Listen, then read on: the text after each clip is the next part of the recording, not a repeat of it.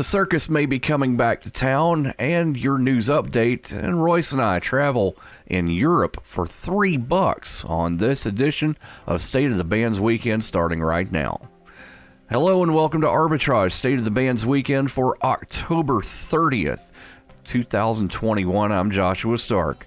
British lawmakers grilled Facebook on Thursday over how it handles online safety as European countries move to rein in the power of social media companies, with the tech giant's head of safety saying the company supports regulation and has no business interest in providing people with an unsafe experience. Representatives from Google, Twitter, and TikTok will also be questioned by members of a parliamentary committee scrutinizing the British government's draft online safety legislation.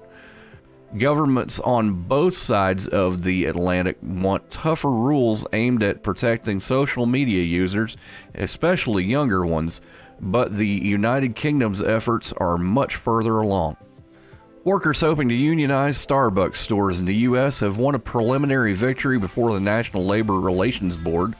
The board said employees at 3 separate Starbucks stores in Buffalo, New York can hold union elections in November in a new ruling. The board rejected Starbucks' attempt to hold a single vote with 20 stores in the region. If the effort is successful, the stores would be the first of Starbucks' 8,000 company-owned U.S. stores to unionize. The Seattle coffee giant opposes the unionization effort. Starbucks said Thursday evening that it had just received the ruling and was evaluating its options. The company reported record fiscal fourth quarter revenue of $8.1 billion earlier Thursday and had announced a $1 billion effort to raise U.S. workers' pay. Like many companies in trouble before it, Facebook is changing its name and logo.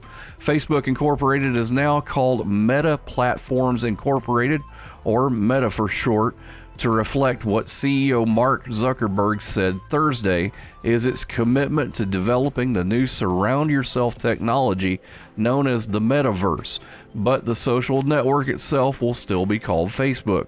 Also unchanged, at least for now, are its chief executive and senior leadership, its corporate structure, and the crisis that has enveloped the company.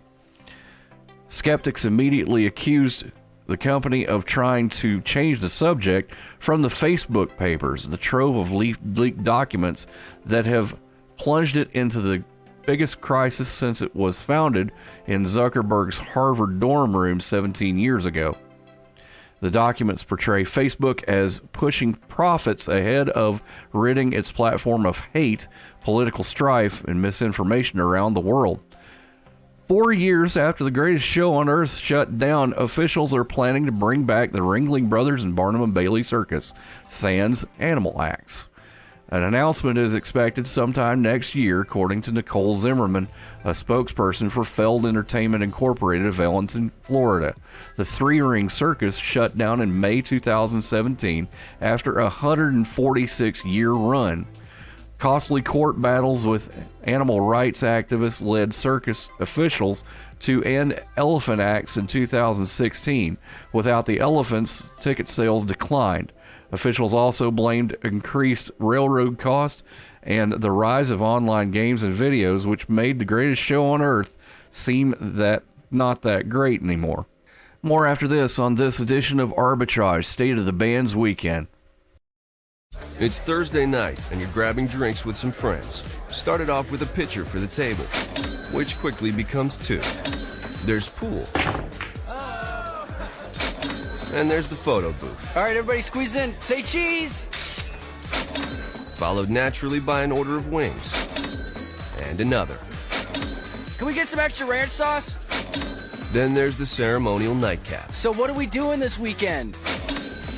And lastly, it's back to the car, which, if you're buzzed,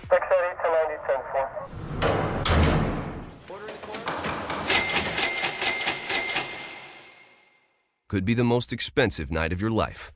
Getting pulled over for buzz driving could cost you around $10,000 in fines, legal fees, and increased insurance rates. Nothing kills a buzz like getting pulled over for buzz driving, because buzz driving is drunk driving. Brought to you by the National Highway Traffic Safety Administration and the Ad This Council. week's State of the Bands blog includes Here Comes the Circus, spooky, scary interviews, and Europe on $3. Yeah, all this and more in this week's State of the Bands blog, available now at arbitragetrade.com.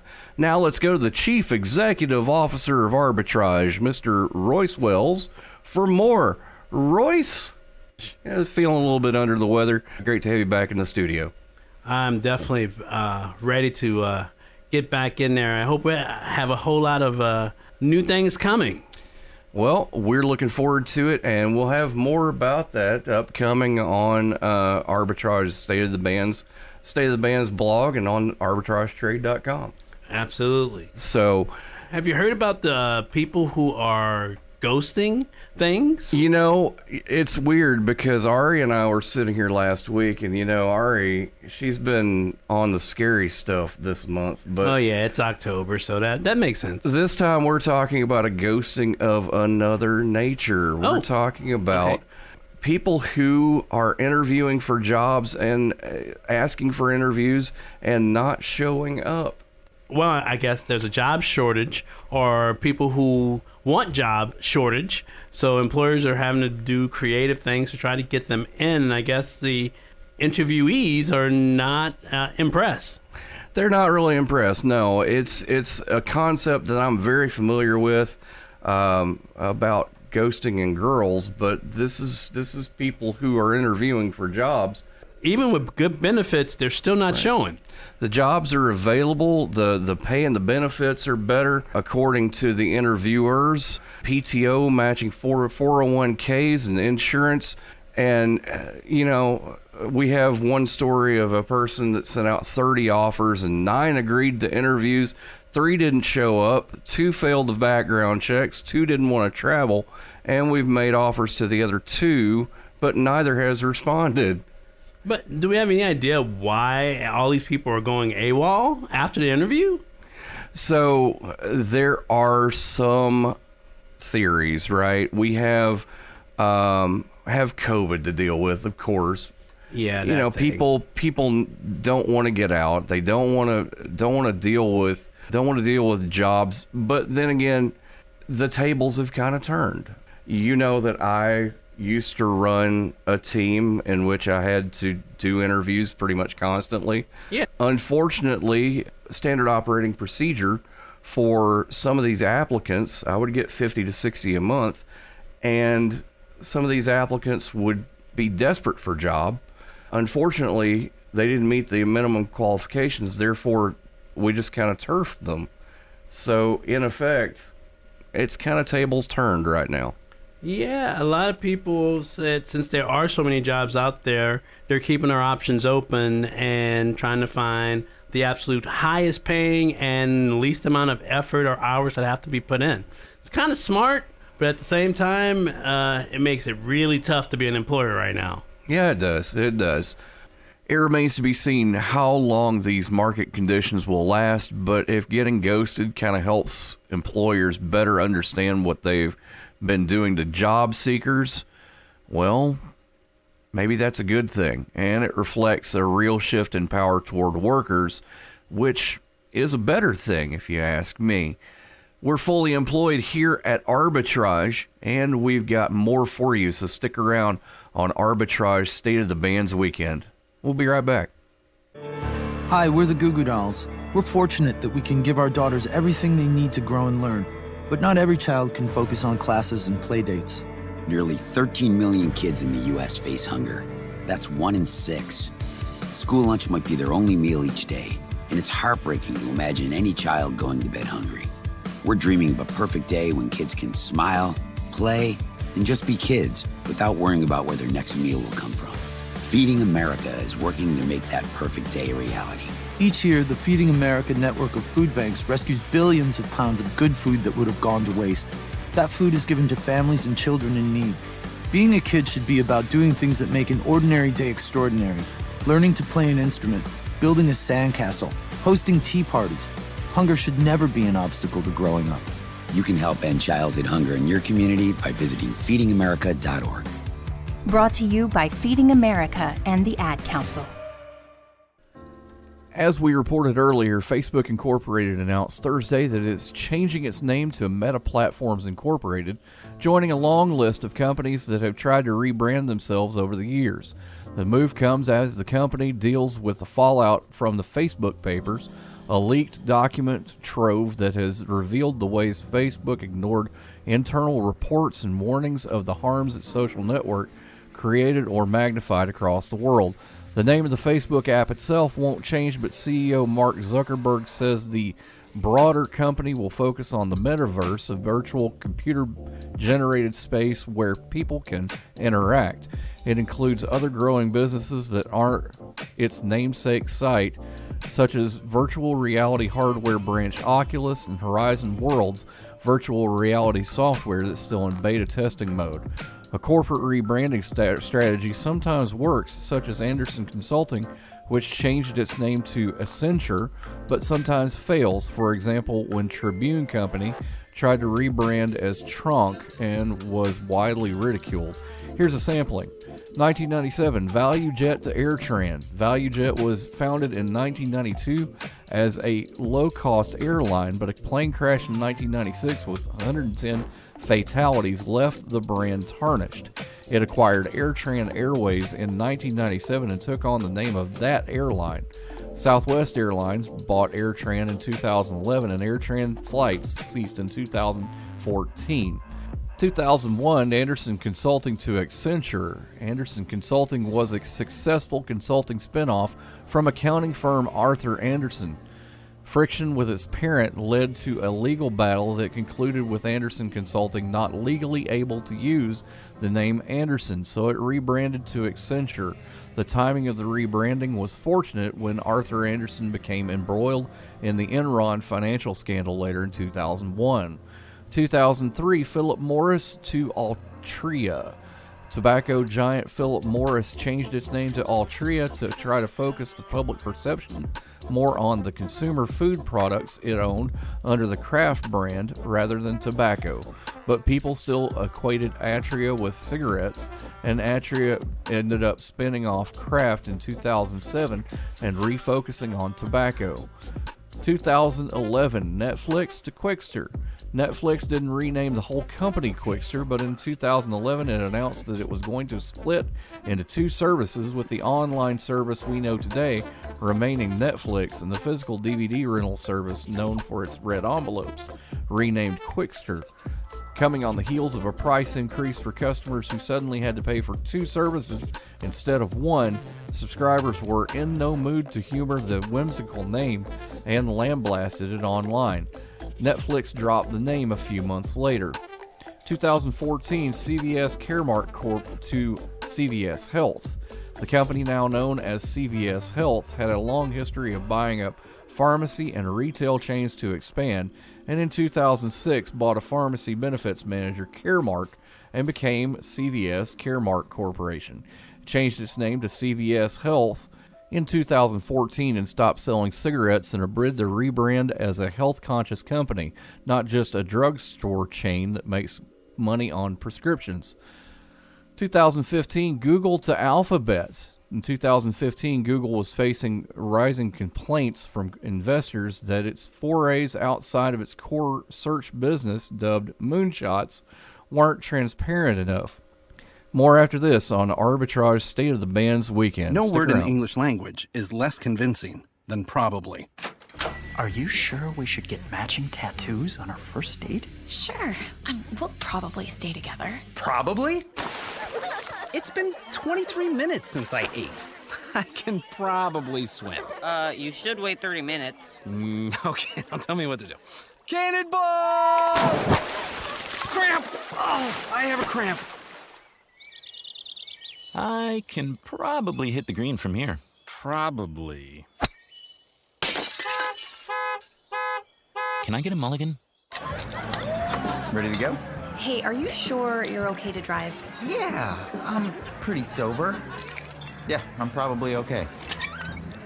Probably okay isn't okay, especially when it comes to drinking and driving. If you're drinking, call a cab, a car, or a friend. Buzzed driving is drunk driving. A message brought to you by NHTSA and the Ad Council. We're back here with Ari Walter, the Chief Analytics Officer of Arbitrage.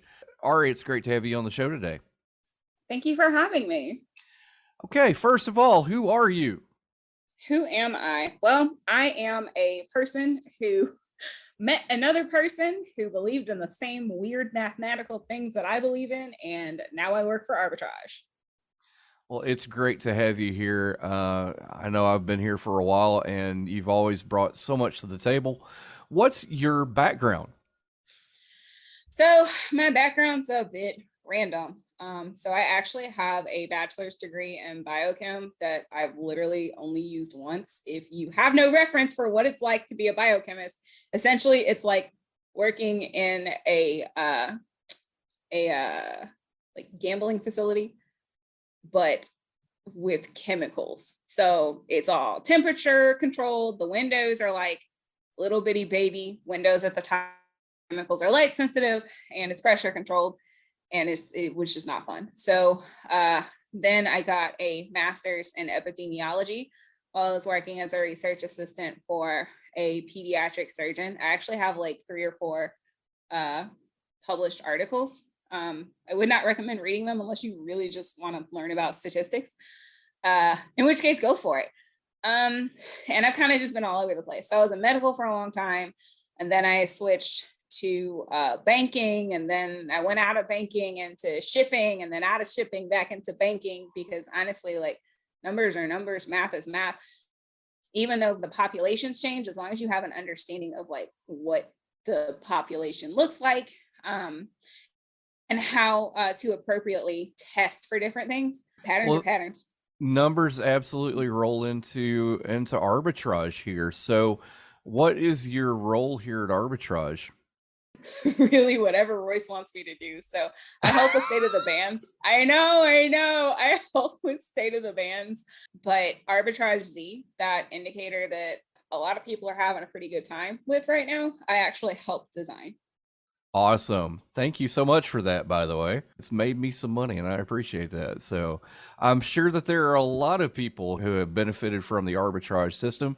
That's part of Ari's job here, and we really appreciate her. Ari, what do you do for fun? I'm only nervous laughing because it's so nerdy. I like to read, but I also game, but I really like JRPGs. So like, I was all excited about the new Fire Emblem, and I need a new Skyrim Persona. game. It's not just the same thing. What was that? Persona. Yes. Oh my gosh, Persona was so good. So yeah. Ari and I have definitely bonded over JRPGs, that's for sure. I can tell you that many discussions have been had and many discussions will be had.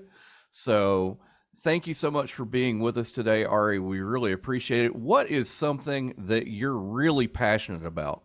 Again, it's going to sound super nerdy, but I really enjoy math.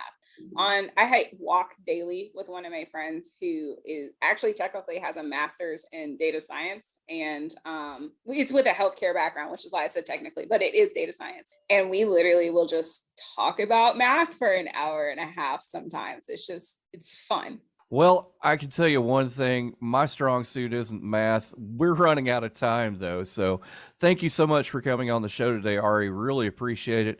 Hopefully we'll have you back on soon. Awesome. Thank you for having me. Really enjoyed it. Coming up, more with other people from Arbitrage and your State of the Bands weekend. Stick around. We'll be right back. Wake up and text. Text and eat. Text and catch the bus. Text and miss your stop. Wait. Text and be late to work. Sorry, I'm late. Text and work. Text and pretend to work. Text and act surprised when someone calls you out for not working.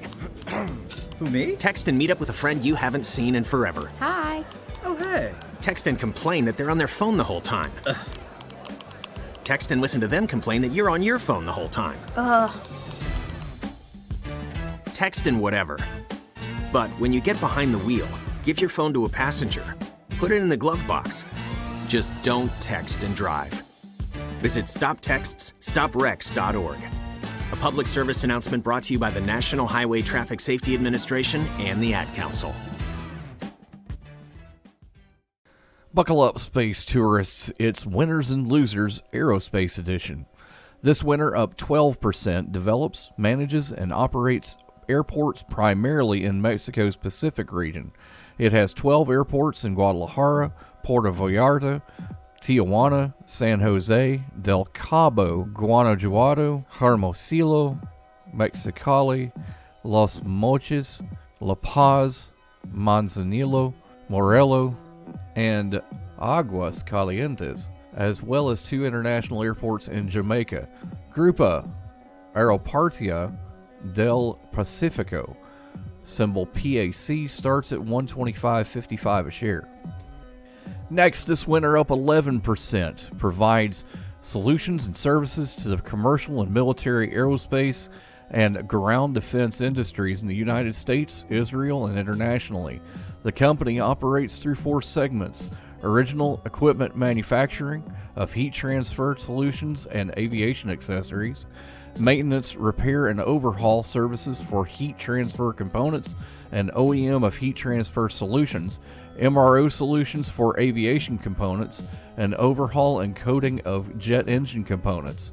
TAT Tech, symbol TATT, starts at $6.21 a share. Last, this winter, up 8%, designs, develops, manufactures, and sells aircraft and systems in Brazil, North America, Latin America, the Asia Pacific, Brazil, Europe, and internationally. It operates through defense and security, executive jets, service and support, and other segments. Embraer, symbol ERJ, starts at $5.82 a share. Losers this week. This loser, down 4%, produces and sells forgings and machine components primarily for the aerospace and energy markets in North America and Europe. The company's processes and services include forging, heat treating, and machining. It operates original equipment manufacturer and aftermarket components for aircraft and industrial gas turbine engines, steam turbine blades, and structural airframe components, as well as aircraft landing gear components, aircraft wheels and brakes, rotating components for helicopters, and commercial industrial products. The company also provides heat-treated surface treatment, non-destructive testing, and select machining and sub-assembly of forged components. Sifco Industries, symbol SIF, starts at $7.63 a share. And last, at 3% down, this loser designs, develops, manufactures, sells, services, and supports commercial jetliners, military aircraft, satellites, missile defense, human spaceflight, and launch systems and services worldwide. The company operates through 4 segments: commercial, airplanes, defense, space and security, global services, and capital. Boeing, symbol BA, starts at $3.49 a share. Winners and Losers is provided for informational purposes only and does not constitute advice in trading. Percentages and stock prices were current at the time of recording.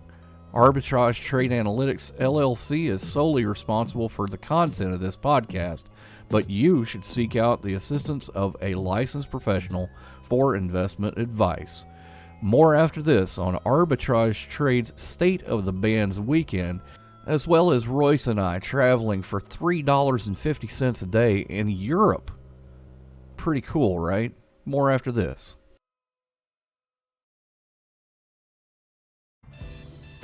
Wake up and text. Text and eat. Text and catch the bus. Text and miss your stop. Wait. Text and be late to work. Sorry, I'm late. Text and work. Text and pretend to work. Text and act surprised when someone calls you out for not working. Who, me? Text and meet up with a friend you haven't seen in forever. Hi. Oh, hey. Text and complain that they're on their phone the whole time. Text and listen to them complain that you're on your phone the whole time. Text and whatever. But when you get behind the wheel, give your phone to a passenger. Put it in the glove box. Just don't text and drive. Visit StopTextsStopWrecks.org. A public service announcement brought to you by the National Highway Traffic Safety Administration and the Ad Council. Royce, how's your passport, man? I'm up to date. I actually had to recently update that guy in June. So we're good. We're ready to travel. Well, we need to go to Austria, my friend, because we can actually travel in Austria for around $350 a day. It looks really cool. How is that possible? It's a thing called the Climate Ticket. It's been rolling for about 15 years. What? So how come I'm just hearing about it? Well, it goes live. Well, it went live as of this recording. It went live on the 26th of October. Basically what it is, it's seamless travel across all modes of public transport in Austria. And it's an annual pass. It's $1,200 for the annual pass. And you're going, wow, that's $1,200. But it actually works out to That's not that bad. Yeah, it works out to like $24 a week or $3.50 a day. Yeah, that's you can't even do that in New Orleans. 'Cause Well, I remember we had our RTA system. Yeah. And basically you could buy an RTA pass, allowed you to ride any bus, any train or whatever, any streetcar in the city. But yeah, you wouldn't get those prices even, and this was in the 90s. So yeah, this is really inexpensive. Yeah, comparatively, I mean, you're talking about if you looked at an Amtrak ticket for the United States, I think they're $200-300 to go coast to coast. I mean, yes, it's a big deal. Matter of fact, don't they have a train to New Orleans? They have one of those, and that's $250 in itself, right? About, yeah. Yeah. And the Shinkansen in Japan, you can pay up to $200-300 for a one-way ticket to go from one city to another, and that's not even coast to coast. Yeah. You're talking about an entire country that has access, or you have access to an entire country for a year. For $350 a day. It's like a cup of coffee these days. Hey, that's cheaper than Starbucks. Seriously. So this plan has been like I said, in the works for around 15 years, and basically it's one of those things. It's called a climate ticket, and that's what climate, I guess, right? I was about to say that should give you a clue as to what they're trying to do with this. Cool. They're trying to combat global climate change, and whether you believe in that or not, whether you I think that's smart, actually, if you can find. So I was about to say. Less people are driving. They're all pooling. The resources are being used more efficiently, more effectively. This is a brilliant idea. Even if it's green, I think it has a lot of potential. Yeah. And especially if it catches on throughout Europe, that will basically allow across the entire continent, maybe there'll be like something like a UN climate ticket or something. Well, it's interesting that you would mention that, because it looks like Germany's taking a look at this. It looks like we're seeing that, but there's state levels of variations of commitment to public transport. For example, Bavaria is pretty pro-road, whereas Baden-Württemberg has been actively improving public transport. So you have those things to deal with, but at least people are taking a look at it. Yeah, I'm very encouraged by this. I wish we had something like this in America. We'll see about that one, but for now, have a great weekend. See on page 4 that the projections need to be tornado next Thursday. Seriously? Thursday? Can't do that. This is really inconvenient. I have yoga that day. I have no time for this. So. I can't do Thursday, but I can do Friday.